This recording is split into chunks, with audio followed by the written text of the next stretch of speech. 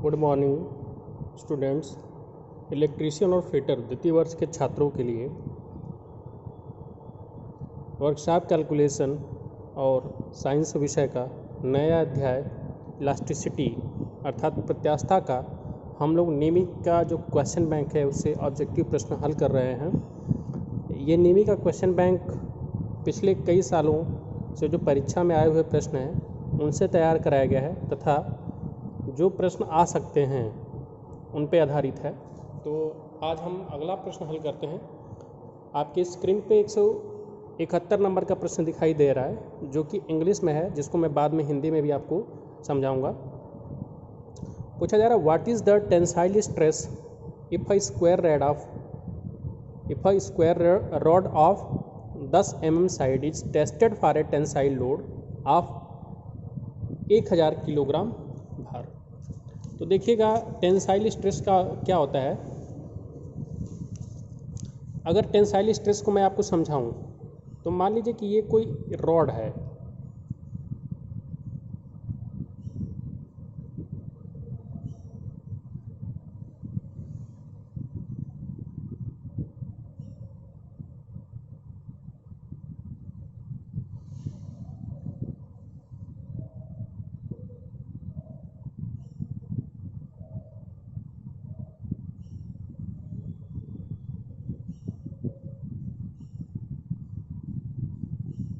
तो आपको ये समझ में आया कि ये जो रॉड है तो इसका जो क्रॉस सेक्शन एरिया होता है, ये जो आपका ओपन यहाँ पे क्षेत्र है इसी को हम क्रॉस सेक्शन एरिया कहते हैं। इसमें 4 साइड है और चूंकि ये स्क्वायर के है, मान लीजिए 10 mm का है, ये भी 10 mm की साइड है, ये भी 10 mm की साइड है, ये भी 10 mm की, और इसके दोनों सिरों को इधर की तरफ और दूसरे सिरों को इधर की तरफ एक बल लगा करके खींचा जा रहा है दोनों सिरों को। तो इस पूरे रॉड में टेंशन उत्पन्न हो जाएगा, इसी को हम क्या कहते हैं, टेंसाइल स्ट्रेस कहते हैं। तो मान लीजिए कि रॉड ऐसी होती और इधर से भी एक बल लगा कर खींचा जा रहा है, इधर से भी बल लगा कर खींचा जा रहा है, तो इसमें होगा क्या कि इस बल के कारण इसमें विरूपण होगा।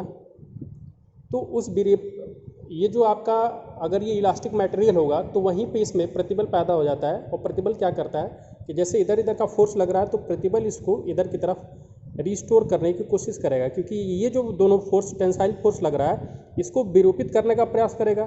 तो प्रतिबल क्या करेगा, इन दोनों को अपने मूल अवस्था में लाने का प्रयास करेगा। तो यही प्रतिबल होता है।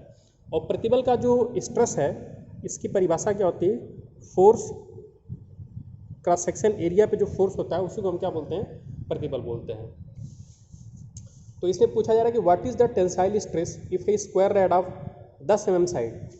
तो आपने देखा कि ये 10 mm साइड का अगर स्क्वायर रॉड है, इस tested for tensile load of 100 kg, मतलब इसमें 100 kg का यहाँ पे भी बल लगा दिया गया, 100 kg का बल यहाँ पे भी लगा दिया गया है, या ये एक हुक से टंगी हुई थी और यहाँ पे 100 kg का बल लटका दिया गया। तो 100 kg का जो बल अगर नीचे लटका दिया गया तो ये इसको खींचेगा और ये हुक जो है इसको ऊपर नहीं आने देगा। तो दोनों की तरफ जो है बल लग गया है, इसी को हम क्या बोलते हैं, टेंसाइल स्ट्रेस बोलते हैं, टेंसाइल स्ट्रेस बोलते हैं। अब इसका हल कैसे होगा, ये देखिए क्वेश्चन संख्या 171 है। तो टेंसाइल स्ट्रेस बराबर क्या होता है, force upon cross sectional area, force upon cross sectional area. तो फोर्स कितना है, 100 kg भार के बराबर है, और क्रॉस सेक्शनल एरिया कितना होगा, 10 mm की साइड है। तो स्क्वायर का एरिया कितना होता है, भुजा का वर्ग, तो 10 का वर्ग करेंगे तो ये 100 mm स्क्वायर हो जाएगा, 100 mm स्क्वायर। ठीक है, तो 1000 का 2 जीरो ऊपर के नीचे के 100 जीरो से कट जाएगा, तो बच क्या जाएगा 10 किलोग्राम प्रति mm स्क्वायर। तो ये आपका टेंसाइल स्ट्रेस आ गया कि 10 किलोग्राम प्रति metre square, mm square, millimetre square. तो इसमें जो ऑप्शन आपका सही हो जाएगा, बी वाला ऑप्शन सही हो जाएगा कि 10 किलोग्राम प्रति mm स्क्वायर। अगला जो क्वेश्चन है कि what is the tensile strain if a force of 3.2 kilo newton, what is the tensile strain if a force of 3.2 kilo newton is applied to a bar of original length 2800 mm, extend the bar by 10.5 mm। अब ये जो प्रश्न है 172 number का, इसमें भी आपको tensile strain निकालना है। तो टेंसाइल स्ट्रेन कैसे निकलेगा, तो हमने आपको यहाँ पे दिखाया था एक डायग्राम कि अगर ये एक रॉड है अगर ये एक रॉड है तो मान लीजिए इसके एक सिरों को किसी हुक से टांग दिया गया है यहाँ पे, और यहाँ पे एक भार लटका दिया गया। तो ये भार क्या है, ये जो भार है इस पूरे रॉड को नीचे की तरफ खींचने का प्रयास करेगा। तो जिससे ये नीचे की तरफ प्रयास करेगा तो इसमें टेंशन उत्पन्न होगा, ये तनाव इधर की तरफ खींचेगा। लेकिन यहाँ पे हुक लटका हुआ है तो इसको नीचे नहीं आने देगा, तो इधर की तरफ भी एक बल लग जाएगा और इधर की तरफ भी एक बल लग जाएगा, तो पूरे रॉड में टेंशन उत्पन्न हो जाएगा। इसको हम क्या बोलेंगे, टेंसाइल स्ट्रेस बोलेंगे। अब अगर ये जो भार लटकाया जा रहा है इसके कारण ये भार क्या करेगा, अगर ये इलास्टिक मटेरियल है तो इसको इलोंगिनेट करेगा, मतलब इसको लंबाई को बढ़ाएगा। तो स्ट्रेन होता क्या है, स्ट्रेन की परिभाषा क्या होती है, स्ट्रेन बराबर होता है लंबाई में परिवर्तन, स्ट्रेन बराबर होता है लंबाई में परिवर्तन, लंबाई में परिवर्तन बटे में मूल लंबाई। इसी से हम क्या निकाल लेते हैं, स्ट्रेन मतलब विकृति निकाल लेते हैं। तो हमारा जो ये प्रश्न है 173 नंबर का, इसमें पूछा जा रहा है कि टेंसाइल स्ट्रेन कितना होगा अगर फोर्स 3.2 किलो न्यूटन का अप्लाई किया जाता है और उसकी मूल लंबाई जो है 2800 मिलीमीटर की है, और इस टेंसाइल स्ट्रेस के कारण जो उसकी लंबाई में एक्सटेंशन आता है, मतलब जो वृद्धि होती है वो 0.5 mm के बराबर होती है। तो देखिए स्ट्रेन का फार्मूला क्या हो गया, लंबाई में परिवर्तन कितना है 0.5 mm और मूल लंबाई कितनी है 2800 mm। तो ये 0.5 mm एक्सटेंड हो गई है और मूल लंबाई कितनी थी 2800 mm।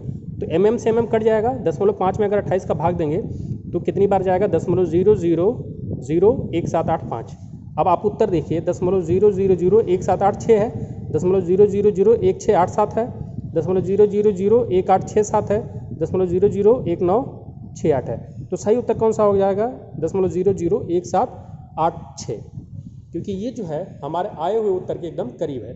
तो टेंसाइल स्ट्रेन का मात्रक कुछ भी नहीं होगा, क्योंकि आपने देखा है कि स्ट्रेन बराबर क्या होता है लंबाई में परिवर्तन, इसका भी मात्रक लंबाई वाला ही होगा और मूल लंबाई ये भी लंबाई का होगा, तो मात्रक दोनों कैंसिल हो जाएंगे। और वैसे भी स्ट्रेन एक केवल अनुपात है। तो ये तरह गया इस प्रश्न का। तो ऑप्शन 172 नंबर के प्रश्न का सही ऑप्शन क्या हो जाएगा, ऑप्शन 2, ऑप्शन ए। अगला क्वेश्चन है 173 नंबर का, 173 क्वेश्चन संख्या 173 कि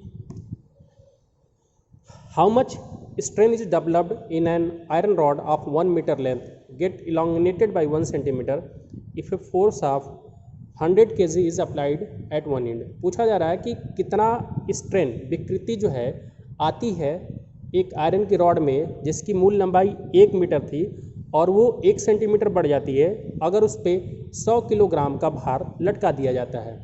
तो हमको इस बार भी आपको क्या निकालना है, विकृति निकालनी है। और विकृति निकालने के लिए हमें क्या चाहिए होता है, केवल दो चीज़ें, एक तो आपका लंबाई में कितना इलोंगिनेट हो गई है या लंबाई कितनी वृद्धि कर गई है, और बटे में मूल लंबाई। तो 173 नंबर क्वेश्चन का हल देखिए।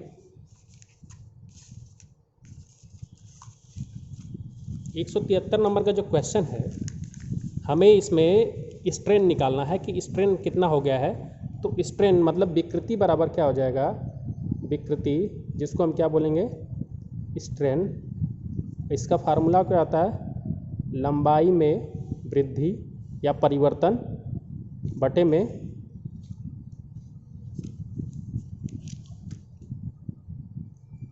में मूल लंबाई। ये आपका उत्तर होता है, इस तरह से हम निकालते हैं, ठीक है।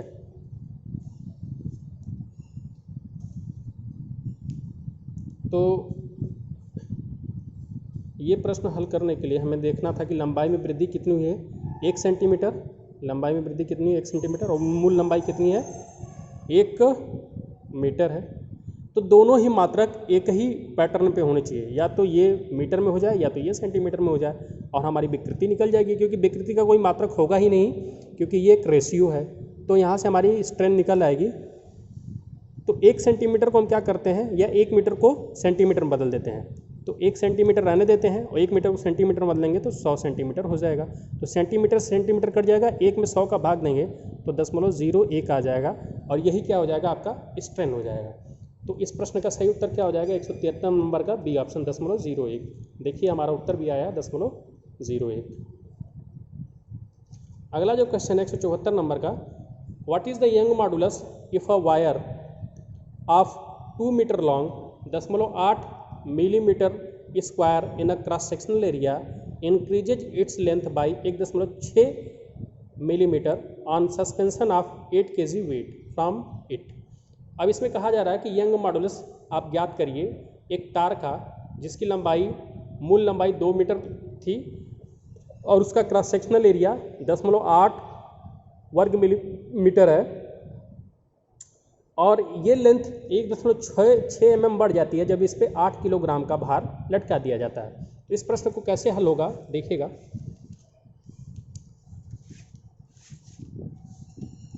यंग मॉडुलस बराबर होता क्या है,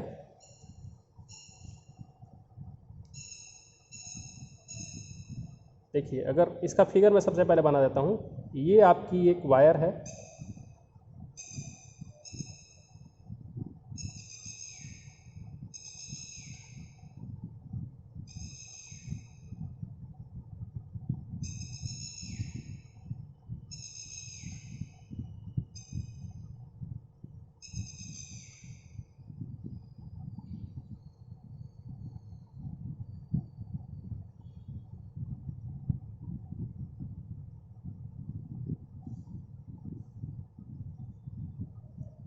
तो देखिए ये एक वायर है जिसका एक सिरा किसी हुक से अटैच है और दूसरे सिरे पे 8 kg का भार लटका दिया गया है। तो जब ये 8 kg का भार लटकाया गया है तो इसके कारण इसकी पहले जो लंबाई थी मूल लंबाई वो कितनी थी, 2 मीटर लंबाई थी। लेकिन जब ये लटकाया गया है तो इसकी लंबाई में थोड़ा सा इलंगनेशन हो गया है और ये लंबाई कितनी बढ़ गई है,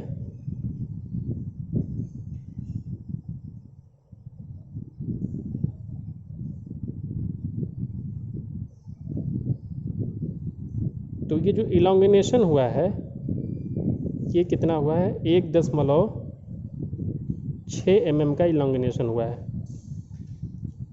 1.6 mm का इलॉन्गिनेशन हुआ है जब इस पे 8 kg का भार लटकाया गया है। तो यंग मॉडुलस निकलता कैसे है, स्ट्रेस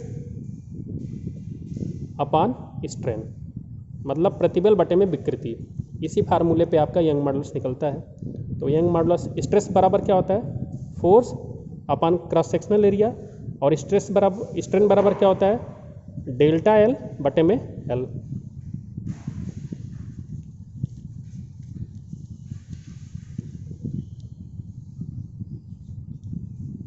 तो फोर्स कितना है आपका,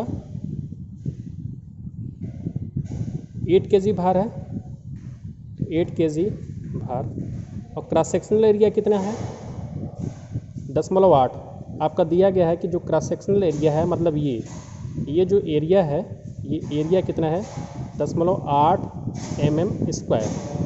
तो ये आपका लिख देते हैं 0.8 mm का स्क्वायर बटे में डेल्टा एल कितना है, ये आपका डेल्टा एल 1.6 mm है, तो 1.6 mm और बटे में एल कितना है, 2 मीटर। तो 2 मीटर को भी mm में बदल लेते हैं तो ये कितना हो जाएगा, 2000 mm हो जाएगा।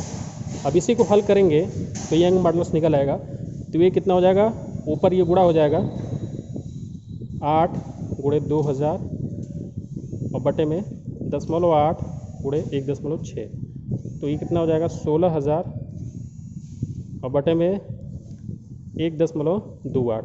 तो इसका भाग देंगे 16000 में 1.28 का, तो ये कितना आएगा 12,500। ये कितना आएगा 12,500।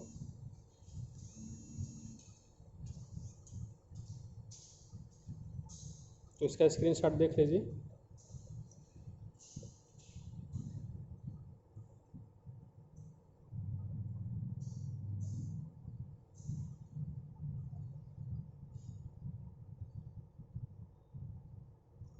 तो ये उत्तर आ गया आपका 12,500। तो ये इस प्रश्न का 174 नंबर के प्रश्न का सही उत्तर क्या हो जाएगा, किलोग्राम प्रति mm स्क्वायर। अगला जो क्वेश्चन है बहुत ही आसान सा है कि विच टाइप ऑफ स्ट्रेस। तो इसमें देखिए अगर ये जो रॉड है तो यहाँ पे हमने बताया था कि ये टेंसाइल स्ट्रेस होता है, लेकिन टेंसाइल कंप्रेसिव स्ट्रेस कब होगा कि अगर एक कोई रॉड है